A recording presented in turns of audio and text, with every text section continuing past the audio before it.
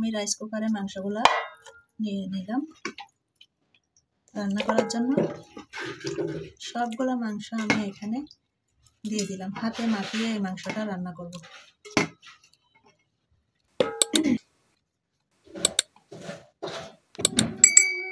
তো এখন আমি এখানে রসুন বাটা, পেঁয়াজ বাটা এগুলো দিয়ে দিলাম।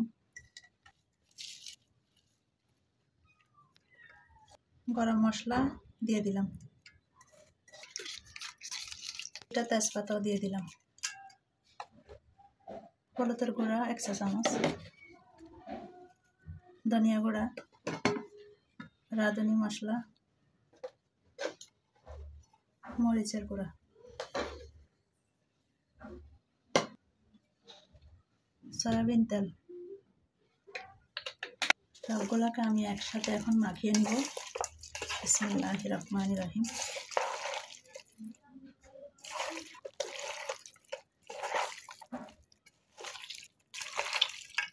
এটা যত মাখাবেন, হাতে মাখিয়ে মাংসটা রান্না করলে অনেক টেস্ট হয়। তো আমি তাজা গরুর মাংস এভাবে মাখিয়ে রান্না করি, ফ্লেভারটা কিন্তু অনেক দারুণ।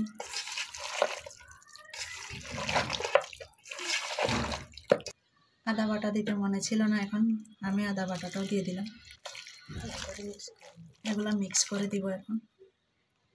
এটা দিলে তাড়াতাড়ি মাংসটা একটু নরম হয়, হ্যাঁ খেতেও টেস্ট হয়। আমি পানি দিয়ে দিব।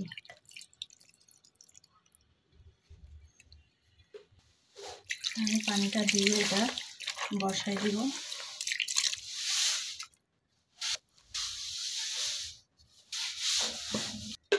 তো এটা হয়ে গেছে, এখন আমি ঢাকনি দিয়ে দিলাম। এখন এটাকে বসাই দিব, এটা আস্তে আস্তে জাল করব। এই বসাই দিলাম, আমি রাইসকে দিলাম। এখন এটাকে জাল করে নিব। তা আমি স্বাদ মতন লবণ দিয়ে দিলাম। লবণটা আসলে লাস্টে দেওয়া হয়েছে, আমার মনে ছিল না।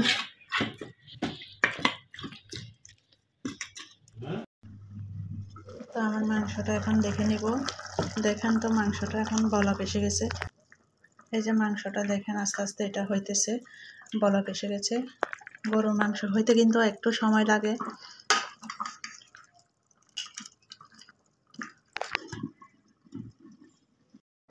তো এখানে আমি কয়েকটা তরকারির জন্য আলু দিয়ে দিলাম। ওরা কিন্তু গরুর মাংসের সাথে আলু পছন্দ করে।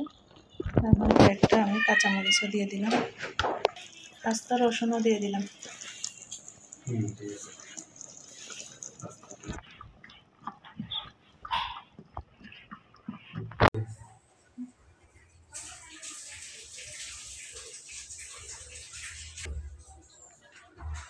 ভাত হয়ে গেছে, এখন আমি উপর দিয়ে পেঁয়াজ বেরেস্তা দিয়ে দিলাম।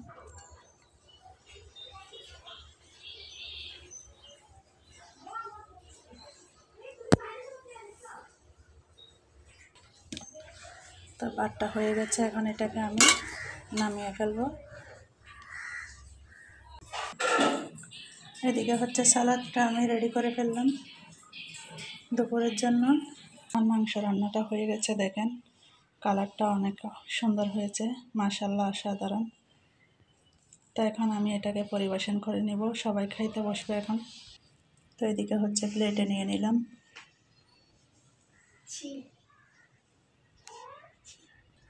তো এখন আমি মাংসটা নিয়ে নেব একটা প্লেটের মধ্যে।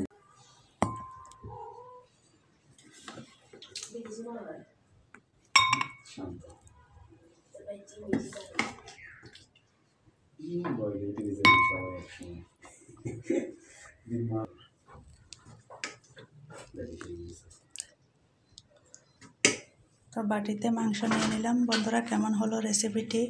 যদি কোনো অংশ ভালো লেগে থাকে তাহলে চ্যানেলটি সাবস্ক্রাইব করে পাশে থাকবেন। এ পর্যন্ত, আল্লাহ হাফেজ।